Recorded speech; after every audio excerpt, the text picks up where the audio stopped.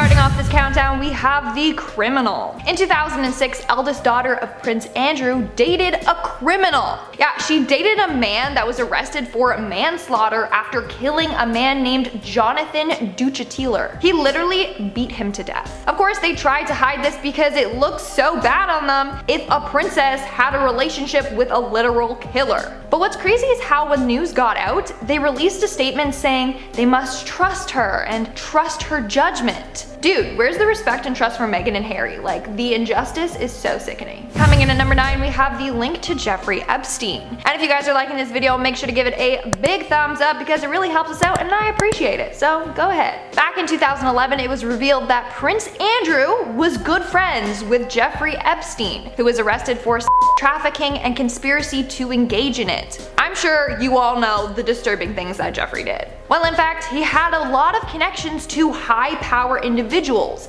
including Prince Andrew.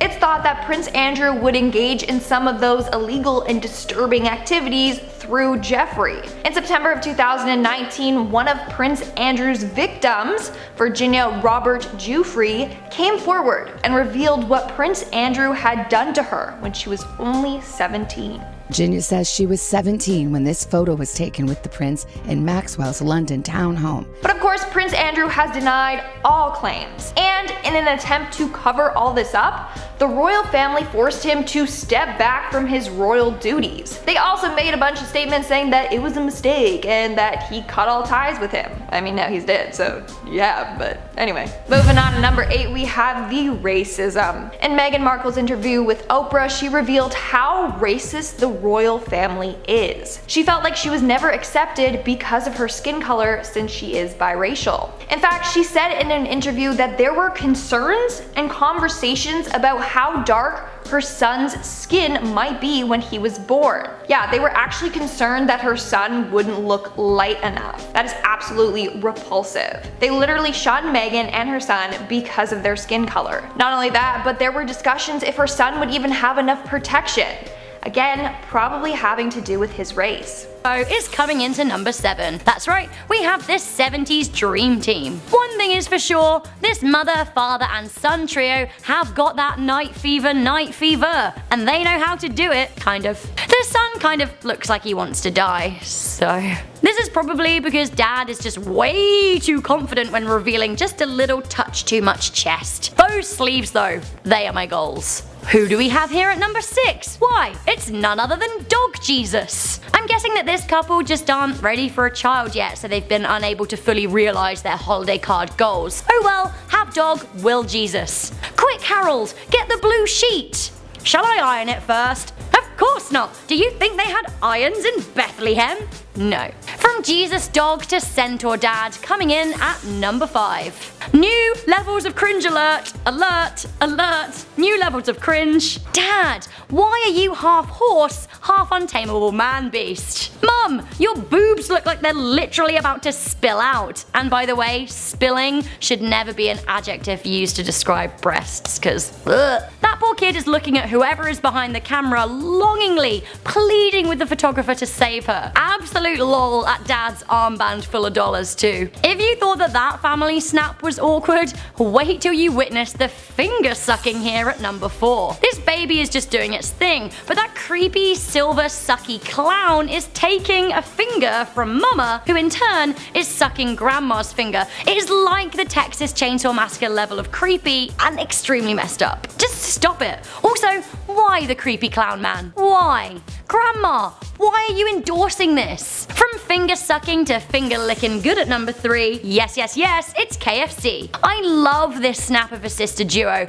One's the Colonel, one's the chicken. This is costuming plus plus. Okay, I have a lot of questions coming in at number 2. We seem to have like the Civil War meets Hulu Island life all in one image, and I just don't understand. What an absolute fusion. I love that they've even roped poor old Nana into this. The guy in the middle looks so much like Russell Crowe as Javert from Les Mis. The less said about the guy at the back, the better, probably. What an absolute treat for the eyes. Finally, coming into number 1, we have an animal family from actual hell. Jeez! For something that should look cute, I'm pretty scared for my life right now. I have to say, A+ for effort, but there is something more than Baa Black Sheep running through that lamb's mind. The duck probably wants you to die, and the mum is definitely the Dolores Umbridge of the farm world. Like, yikes. So guys, that was the top 10 orc. Number 10. The Mars family. I want candy. You want candy. We all want candy. The Mars family owns Mars Inc., which is, and you guessed it, the Mars Bar Company. They are one of the world's largest candy and pet food companies, right? Like what? Like how do those go together? You know? Kinda weird. The family themselves come from humble beginnings. Frank Mars started Mars Inc. way back in 1911 when he started selling candy from his kitchen in Tacoma, Washington. The malt flavored nougat we all know and love wasn't actually made until 1929, when they came up with the Milky Way. How exactly they made the transition from candy to pet food is like beyond me, but that aspect of the biz expanded in 2017. They acquired the animal hospital company VCA, making a $9 billion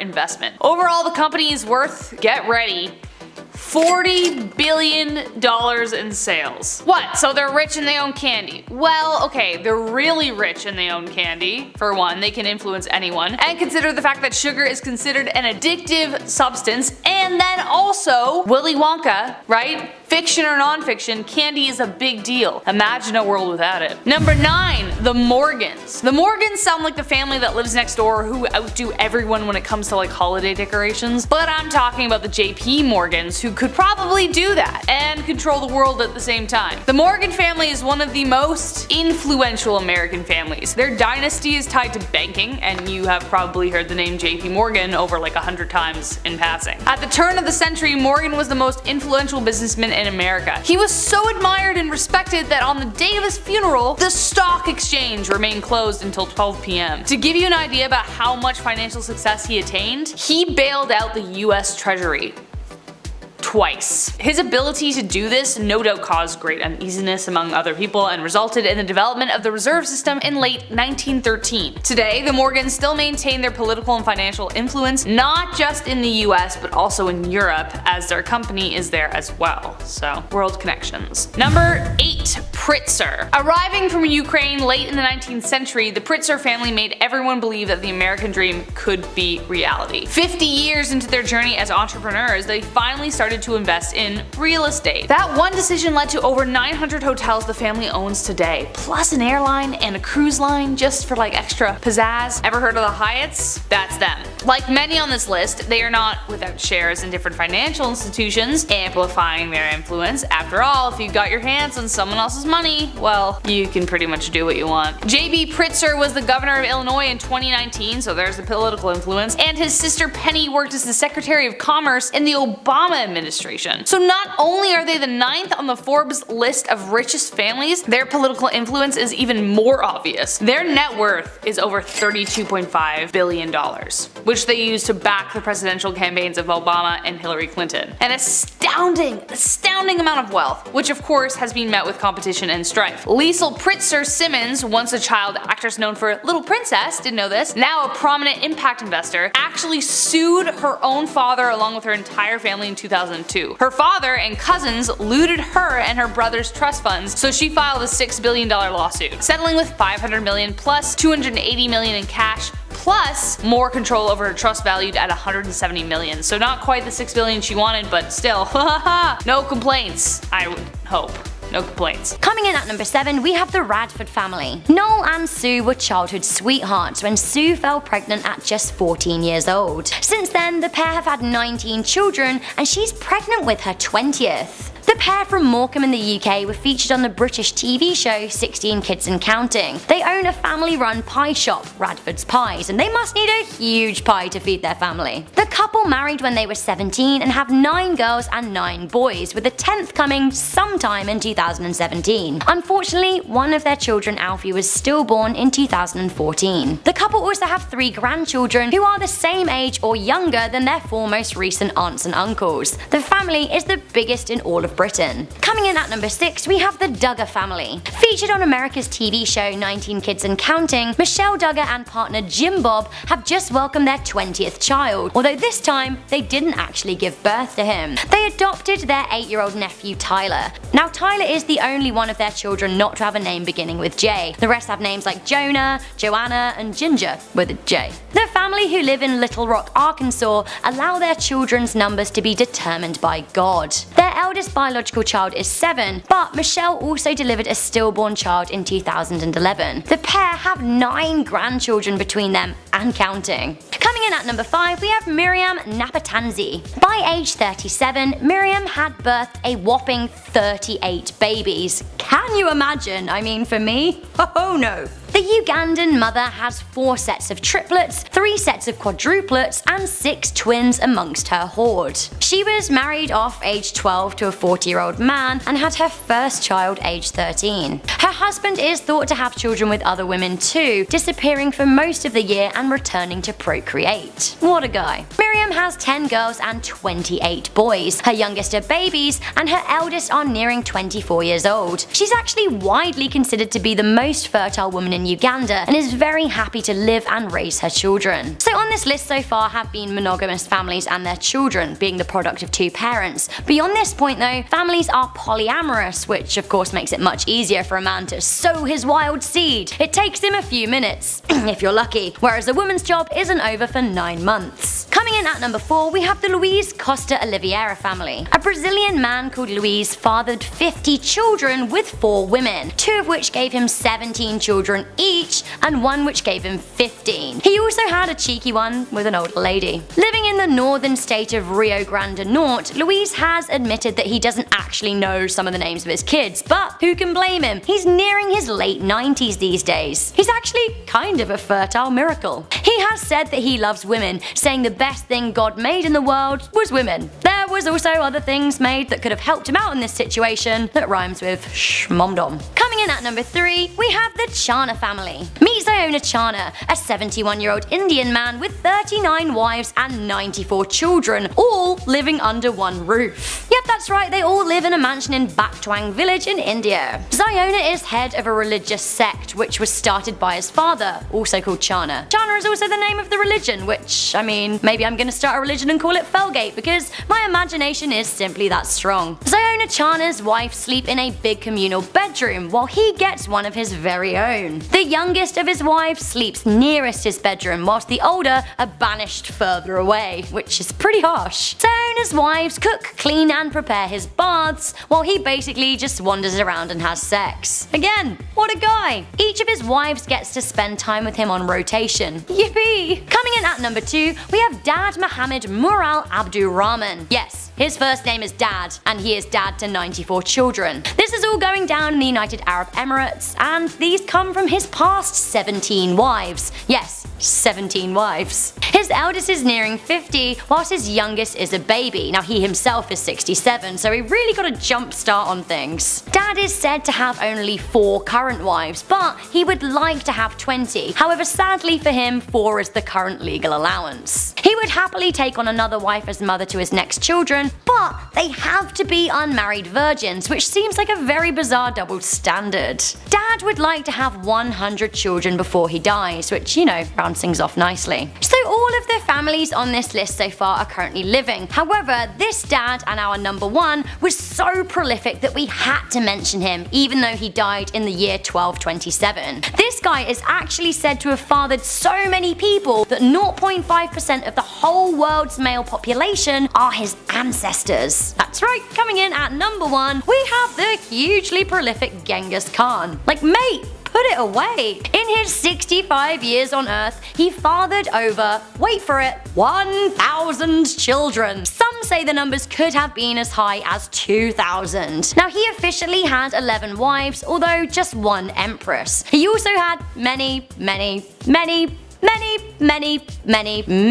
mistresses. So many. As if founding the Mongol Empire in the 1200s wasn't hard enough work, what with all that power consolidating and wars involved, but he also found time to make a town's worth of offspring. What a lad! What a fertile lad. Coming in at number 10 is the Jameson family. Bobby and Sherilyn and their daughter Madison lived in a small town with just over 500 people in Oklahoma. So when they went missing, over 100 people engaged in the search. Now the family's truck was found alongside the road, but there didn't appear to be signs of a struggle. Wallets and cell phones were found inside, as well as the family dog. Nothing was found until 4 years later, when human remains were discovered. It would take another year for those remains to be confirmed to be the Jamesons. Now numerous theories have come up over the years, although nothing has been substantiated. Some theories include that the Jamesons had recently had a run-in with a white supremacist they kicked out of their home. Bobby had an ongoing feud with his father, who had mafia ties, and had taken out a restraining order against him. And then the strangest theory came from the local pastor. Apparently the family had gone to him prior to the disappearance, concerned about spirits entering their home. Bobby even asked the pastor for bullets capable of shooting spirits. Although it was thought to be a joke at the time, many people in the town, including Sherilyn's mother, firmly believed the Jamesons had gotten caught up with some kind of religious cult. Number 9. The McStay family. The McStays lived in California, where Joseph and Summer McStay raised their 2 sons. In 2010 though, the family drove off and they were never heard from again. It was unclear where exactly the family was headed, but police found that what documents do children need for traveling to Mexico was the last searched terms in the family's online history. Surveillance footage also seemed to indicate the McStays had crossed the US-Mexico border, though it was too grainy to ever actually confirm. But in 2013 it would be confirmed that they never made it to Mexico. The remains of the McStay family were found buried in a shallow grave near Victorville, California, with evidence of blunt trauma thought to be from a sledgehammer also buried with the family. Attention soon turned towards Joseph's former business partner, Chase Merritt. Cell phone records indicate that Joseph had tried to call Chase the day of the disappearance, but he didn't answer. Chase had also written checks under Joseph's name in the days following the vanishing. In 2014, Chase was arrested and charged with first-degree homicide, and in 2020 he was found guilty and sentenced to death. Number 8. The Martin family. Kenneth and Barbara Martin left their Oregon house on December 7th, 1958 with their 3 daughters, Virginia, Susan, and Barbie. They planned on going out to the country for a little bit to collect some holiday greenery to use for Christmas decorations, but they would never return home. The family was officially declared missing when Kenneth didn't show up to work. An investigation went underway, and it was clear that the Martins never returned home from their trip because nothing in the house was disturbed. 3 months after the family vanished, the bodies of Susan and Virginia were found in a river, but the remaining bodies though were never discovered. Several theories have come out about what happened. It has been theorized that Kenneth lost control of the vehicle and drove into the river. However, the car was also never found, so that seems unlikely. And at number 7 we have the death of Princess Diana. This has to be one of the most controversial deaths of all time. I mean, there are a number of conspiracy theories surrounding her death. But honestly, it seems like the British royal family might be behind her death. In fact, Princess Diana herself feared for her safety. She thought she was going to be killed. This was revealed in a letter that she wrote to her butler. In the letter she said, and I quote, "I am sitting here at my desk today in October, longing for someone to hug me and encourage me to keep strong and hold my head high. This particular phase in my life is the most dangerous. ... is planning an accident in my car, brake failure and serious head injury in order to make the path clear for Charles to marry." Yeah, Diana literally thought she was going to die in a car accident, and would you look at that. In fact, she expressed concerns to her bodyguards about troubles that she was having with her car. Her bodyguard later died in an accident, which the royals might be behind too. Basically, a conspiracy theory goes that the royals didn't approve of her new lover. In fact, she might have been pregnant with his child. And that's another reason why the royals wanted her dead. So theory goes that the royals either sabotaged the seatbelts in her car, or orchestrated the car crash, or both. In our 6th spot, we have the relation to the German soldiers. You know, that particular group of really bad soldiers in around 1933, run by a certain dictator. I gotta tiptoe around this because of YouTube. But turns out that a British royal family member had a close friendship with Yeah, that's right. So Queen Elizabeth II's uncle and his wife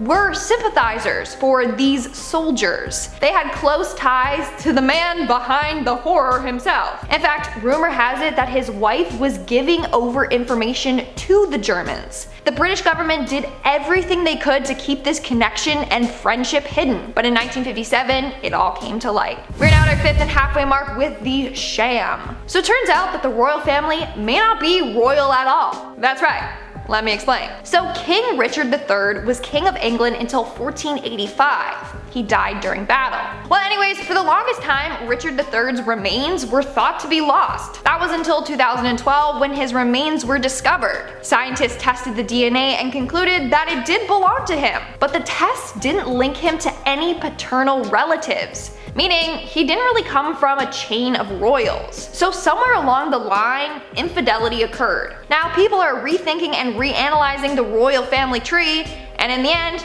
they may not actually be royal. Somebody come after Queen Elizabeth. Someone do it. Or whatever, Queen Elizabeth II. Come after her. Oh lady. Coming in at number 4, we have the incest. This is actually quite common in royal families, as they want to keep the royalness within the family. But turns out that Queen Elizabeth II and Prince Philip are distant cousins. Yeah, they share the same bloodline and are both directly related to Queen Victoria. But it doesn't stop there. Queen Victoria and Prince Albert were actually first cousins. They ended up having 9 children together. Yikes. There's even some people that believe that Queen Elizabeth's parents were brother and sister, yet that hasn't been proven.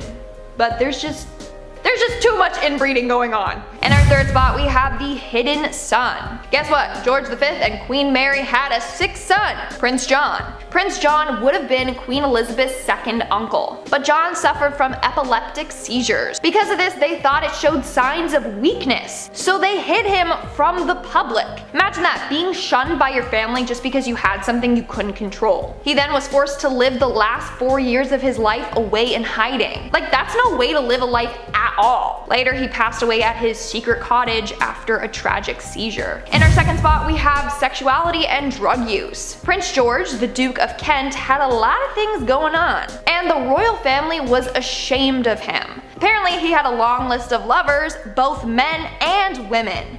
And you can only imagine what his family thought about that. Not only that, but he also would abuse a number of substances. There was a lot of gossip going on about him. But in 1942, George tragically passed in a plane crash. Theory goes that the royals were behind this. They planned his death because of his bisexuality and drug use. Crazy. And in our number 1 spot, we have the hidden cousins. If you have watched The Crown, then you probably have already heard this shocker of a story. But 2 of the Queen's first cousins were actually abandoned because they both had disabilities. The cousins' names were Catherine and Nerissa Bowes-Lyon. They both were born with severe learning disabilities. As a result, the royals were ashamed of them. They thought that this would taint the family or degrade their royal status. So they sent them to a mental health institution, which wasn't even the best. They were very mistreated there. They then went on to declare them legally dead, even though they were still alive.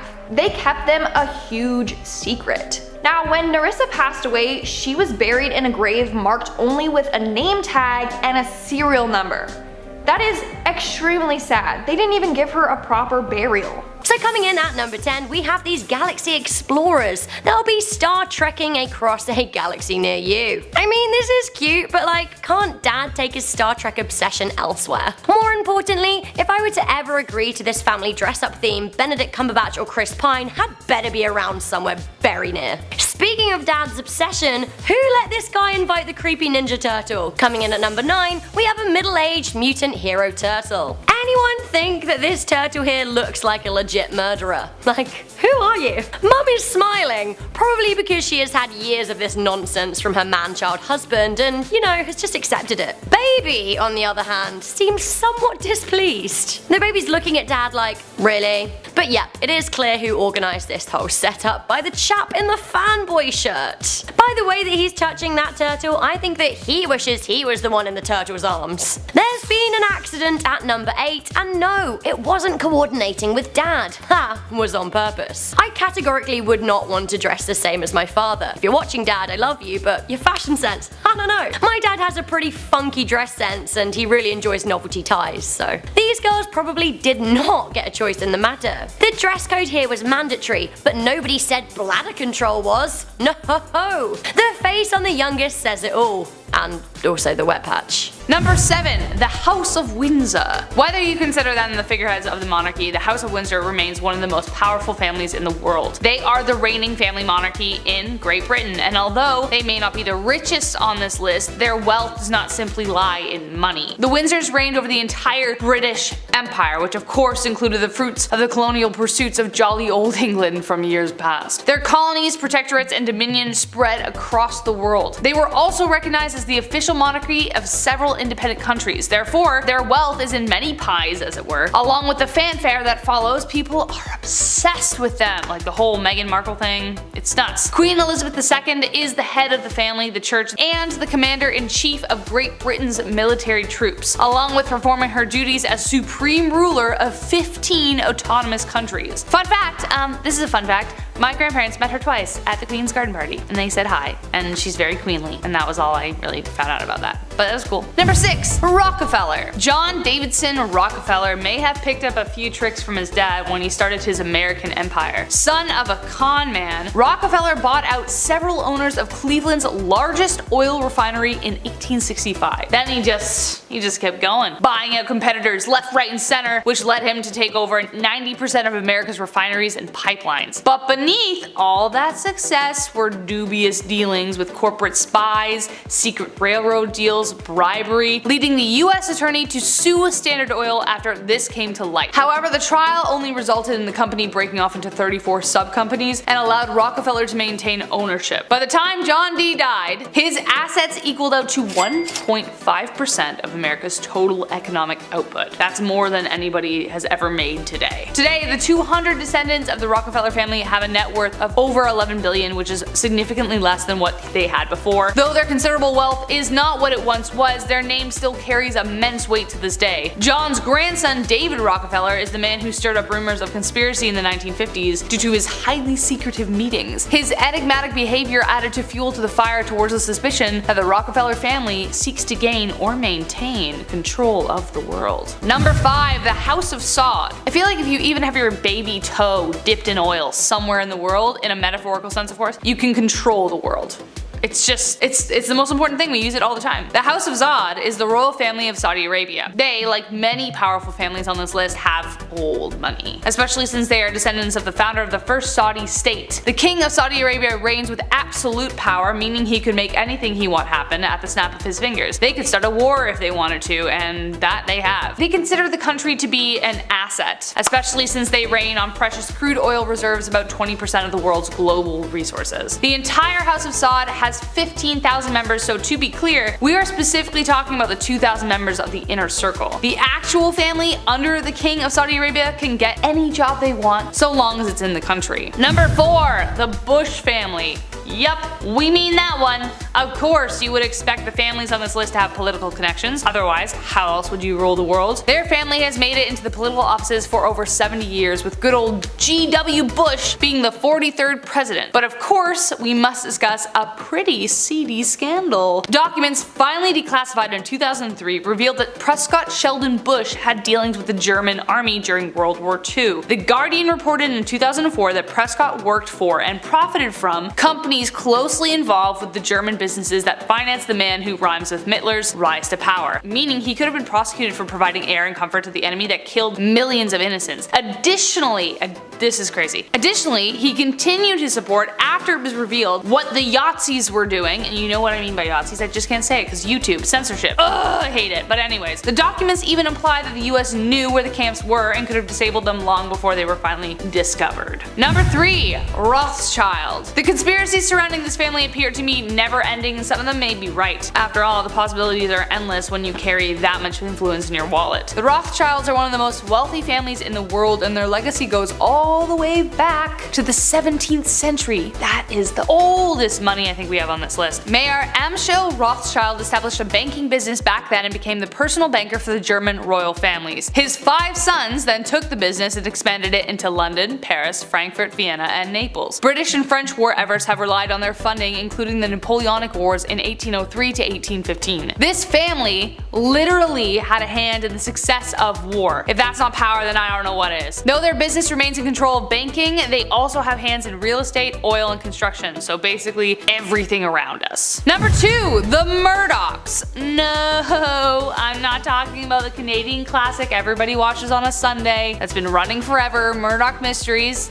How are ya? But same name. To say the media plays a huge role in every part of our lives is an understatement, even to say that. It's at the rate we consume media on our phones, on the subway, on the street, TV, computer, on headphones, you'd have to head to the Alaskan Triangle just to get away from it. Which is why the Murdochs are so damn powerful. The Murdochs control several broadcasting networks, their reach stretching across 3 continents. So needless to say, their influence has very little borders. Their imperialism began in Australia by a political reporter for the Melbourne papers, Keith Murdoch. Keith climbed his way up to editor, and after he figured out how to double the sales, he became CEO. His son Robert followed in his footsteps as a reporter, and together they formed the News Corporation, which held the power of Australia's media in the palm of their hands. But the corporation now owns 20th Century Fox, Fox News, MySpace, and Dow Jones, plus I think a few more. However, there is no fame without scandal. In 2011, the News Corp was prosecuted for illegal phone tapping of celebrities, the royal family, and even bribed police and special units. People thought that maybe, I don't know, like maybe this should topple the entire empire, but it didn't. It remains standing, and who knows what's happening behind the scenes. And last but not least, number 1, the Waltons. And hitting in at number 1 on the Forbes list of America's richest families, we have the Waltons. Their net worth being $247 billion. Fun fact, if you were to start counting to $1 billion today, it would take you 30 years to complete. So imagine counting to $247 billion. Somebody do the math for me down below in the comments. Guess what they own? Walmart, which is the world's largest retailer by sales. However, they also own Arvis Banks, right? Which operates 16 banks in Arkansas, Oklahoma, Missouri, and Kansas. An unfathomable amount of wealth that this family hoards, and it looks like they want to keep it that way. The Waltons have played a lead role in eliminating the federal estate tax, which would essentially help billionaires evade estate tax entirely, right? Their influence also carries over easily into politics, considering the average election campaign costs $10 million. The Waltons could easily make that in under a day on their business earnings alone. According to Bloomberg, they can make around $100 million a day. Who do you think gets to dictate the terms when your candidate needs money? On top of that though, they also donate a lot of money towards education and environmental initiatives, and of course have their grand share of vintage cars, art, and properties. Apparently it still sucks to work at Walmart though, so. Case in point, at number 10, we have this absolutely no thanks giving. That's right.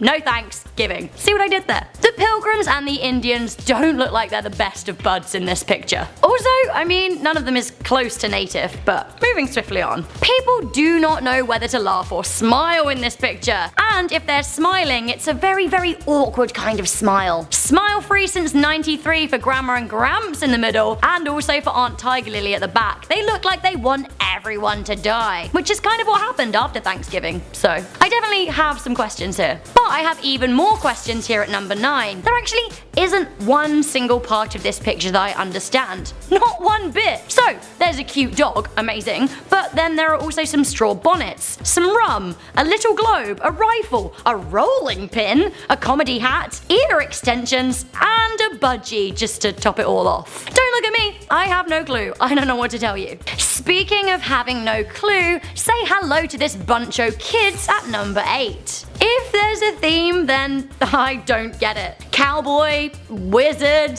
old lady. Oh, and funky, haunted, spooky dustbin ghoul. I don't know. I love the glitter oversized glasses though. They can stay. Absolute trendsetter. Ultimately though, I kind of think this picture is cute. Even though I have no clue, it's sweet. A family with one big clue, and that is disco. Number 7. 7. The Goddard family. In August 1999, Dr. Yves Goddard and his son and daughter rented a sailboat near Normandy, France, and were never heard from again. Suspicions began when investigators realized the sailboat excursion was not planned. Goddard told the man at the rental place that he was going on a quick fishing trip and told him they expected to return some days later. Now on September 7th, 2 days after his scheduled return, a dinghy from the boat washed ashore with Goddard's checkbook and jacket. Investigators started to suspect something was wrong and checked the car he left in the rental's parking lot. There they found significant traces of blood and morphine and moved to investigate his home, where they also found blood. The blood matched that of Goddard's wife, Marie France, who had not joined her family on the boat. After the blood was found in their home, a formal homicide investigation was opened.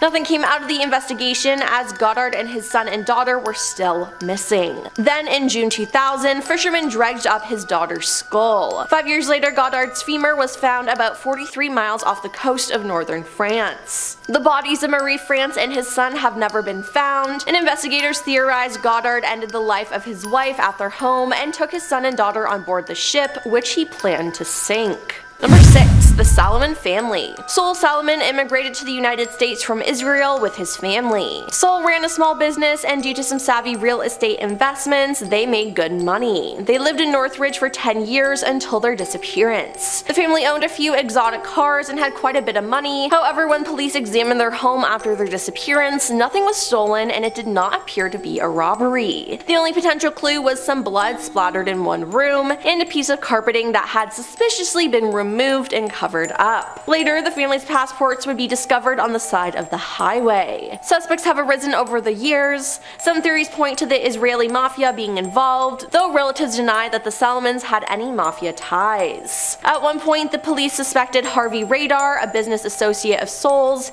but ultimately nothing could be proven. Number 5. The Benitez family. In 2013, Marie Jose Benitez and her daughter Allison, 19, mysteriously disappeared after a trip to Toulouse, France. They allegedly left after Marie Jose had an argument with her husband, Francisco. He told police that they turned their phones off when they got to town, and in order to give them space, he did not inform other family members where they had gone. But when police started investigating what happened to them, they quickly realized there was little evidence they had traveled at all. Neither had a driver's license, and there was no CCTV of them getting on or off a train. They also discovered neither women had made any calls to or from their cell phones, nor had they taken any money out of their bank accounts. After this, Francisco admitted to investigators that he and his wife were having marital issues, aka he cheated on her and she found out and she told her mother. In 2004, he was seeing a woman named Simone Oliveira Alves, who had also mysteriously disappeared. Yeah, I think Francisco is the problem here. With all the similarities between the cases, police opened an investigation into Francisco, but within 2 weeks he was dead. He uploaded a video online proclaiming his innocence and then ended his own life. Forensic analysis found Allison's blood in the family freezer, but because their bodies were never found, the case has never been solved. Number 4. The Hyde family. In 1928, Bessie and Glenn Hyde were honeymooning in northern Arizona at the Grand Canyon when they vanished. They were traveling down the Colorado River by boat in October and planned to boat through the Grand Canyon. Glenn had run tough rivers before, but Bessie was new at it. The couple ran across other boaters a few weeks before their disappearance, who said they got the feeling that Bessie wanted to turn back, but Glenn was pushing her on. It was said if they completed the trip successfully, they could go on a paid lecture tour. So this trip was more than just fun, there was money at stake. Cut to several months later, the Hyde's boat was discovered that winter, seemingly undisturbed. It was upright and full of supplies, but the couple was gone. Now there are many theories about what happened to the Hydes. Did they disembark and try a too difficult side hike? Did they have an argument that turned violent? Or were they abducted? There are conflicting reports about what happened to the Hydes, and there has been more than one Bessie Hyde sighting in the years that followed. Number 3. Step-siblings. Step-siblings Chloe Leverett and Gage Daniel lived with their grandparents Leon Bubba and Molly McLaren in Unionville, Tennessee. The siblings were last seen at the home at 6:30 p.m. on September 23, 2012. At 9:30 p.m. the house caught fire and burned to the ground. Bubba and Molly were found dead inside, along with their pet dog and bird. Now despite a thorough search of the wreckage by authorities, no trace of the siblings were found. Authorities are not sure of what caused the fire. However, the county sheriff believed that it was an accident. The McLarens had over 30 propane tanks in the basement, and fire officials found evidence that the tanks had ruptured. However, there was no sign of an explosion. However, forensic anthropologists found no evidence to support this. To date, no one knows what really happened to them. Their mother Cheryl believes that they were kidnapped and that the fire was intentionally set. 1 year after the fire, a witness reported seeing Chloe at a restaurant and took a photo. Cheryl believes the girl in the photo is her daughter. However, authorities were unable to track the girl down. Number 2. The Rogers family.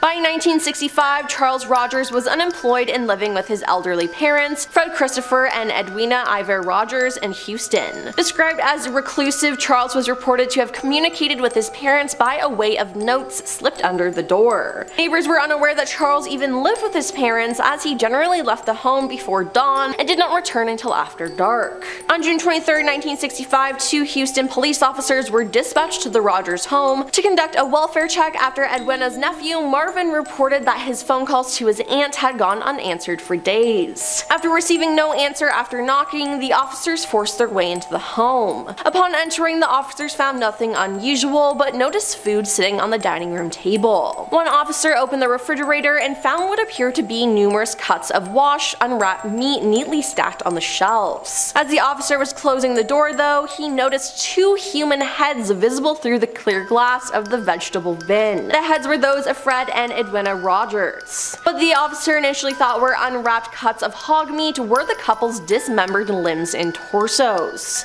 Police later discovered the couple's organs in a nearby sewer, while the other remains were never found. Now, there was little blood in the house, and it appeared that it had been thoroughly cleaned, but what was found led to Charles's bedroom. There, police found a blood-stained keyhole, but saw no trace of Charles himself. A search for him was launched and a warrant was issued as a material witness to the crime, but he was never found. In 1975, a Houston judge declared Charles legally dead, so his estate could be probated. The case still remains officially unsolved, and Charles remains the only suspect. And coming at number 1 is the Skelton brothers. The boys, Andrew, Alexander, and Tanner, spent the holiday with their father, John Skelton, in Marcini, Michigan in 2010. Their mother, Tanya Zovers, was supposed to pick them up from her ex-husband the next day. However, she stopped hearing from John, so she went to his house. He wasn't home because he was at the hospital after he broke his ankle. He told hospital workers that he injured his ankle while trying to end his life. Police were able to get into his home, where they found the house destroyed, but the boys weren't there. John has been accused of changing the story of where they were while he was at the hospital. He said they were with friends before telling investigators that the boys were given to an unknown woman. He also told police that he gave them to an underground group that would keep them safe. Search parties looked for the boys, but they haven't been found, and John hasn't told anyone where they actually are or if they're even still alive, aside from his stories of giving them to unknown people. Jumping straight on in at number 10, we have the Carson family. Meet the Carsons, parents to 18 children in California. Christy and Dave have been at it for years, literally. Their eldest is 27 and their youngest is still a toddler. The pair have said that religion isn't a factor in their family, they've just never felt that it was complete. The pair have been married for over 26 years and they're probably done having kids now. Good on them. Coming in at number 9, we have the Lontz family. Andrew and Livia Lontz made 18 babies in 23 years, which, wow. The couple live in British Columbia and have the joint biggest family in Canada. Their eldest is 32 years old and their youngest will turn 10 in 2018, which is quite the age span. The tight-knit family can fill 2 minivans and are quite religious. Alex and Livia, whose children all come from single births, consider their family to be a blessing from God.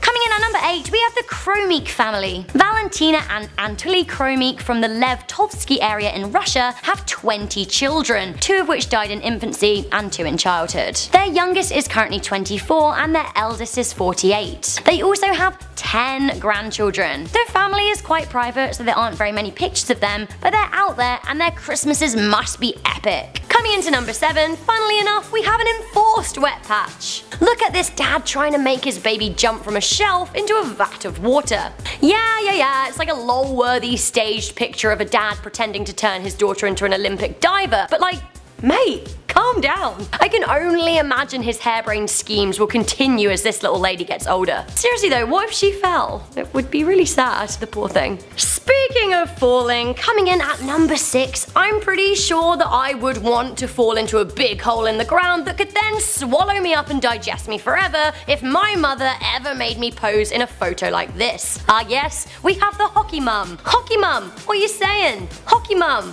why aren't you wearing a shirt? I guess it's because hockey lover number 3 is about to enter the world, but put it away, honey. The poor kid probably doesn't have a choice either, like, you will love hockey. Can we also talk about the kid on the right's limp arm in that oversized shirt? I mean, he looks defeated, probably because his mother made him sit for this awkward picture and refuses to put her top on. Coming into number 5, we have a much cringier pregnancy snap than number 6, if you can believe it. Why the body paint? Oh, so it's like a circle of life theme, I get it. But at the same time, like, I really don't. I'm not sure if you need a baby tiger or cheetah or whatever it is painted on your belly. That bandeau bra though, I mean, that just keeps on giving. Whoa, whoa, whoa, whoa, whoa. Things are not okay at number 4. Okay, so some of these replicas then and now pictures are kind of cute, but sitting on top of your dad naked in the bath when you're a fully grown adult is very, very, very awkward. First picture, cute. Second picture, mate. No. Moobs. Fine, great even, but straddling your naked dad? Honey, you need to stop. This is categorically not fine. Coming into number 3, we're back in space with this far-off gaze to another galaxy. What an absolute treat. There is some seriously awesome hair in this. Smile! We're at number 2. Oh dear, oh dear. Now this guy has taken some smiling tips off Chandler Bing. That baby looks very uncomfortable too. I think if there was a vote as to the most awkward in a photo dad in the universe, this chap may be a shoo-in. Seriously though, what is going on with the baby? How is it suspended on the towel? What is happening with that baby was probably the question on this guy's lips when this little chap popped out. Finally, at number 1, so awkward that I really, really hope it isn't real, we have, well, this. They say a picture says 1,000 words, and here, I could not agree more. Awkward! I'm gonna do the awkward turtle again. Oh no.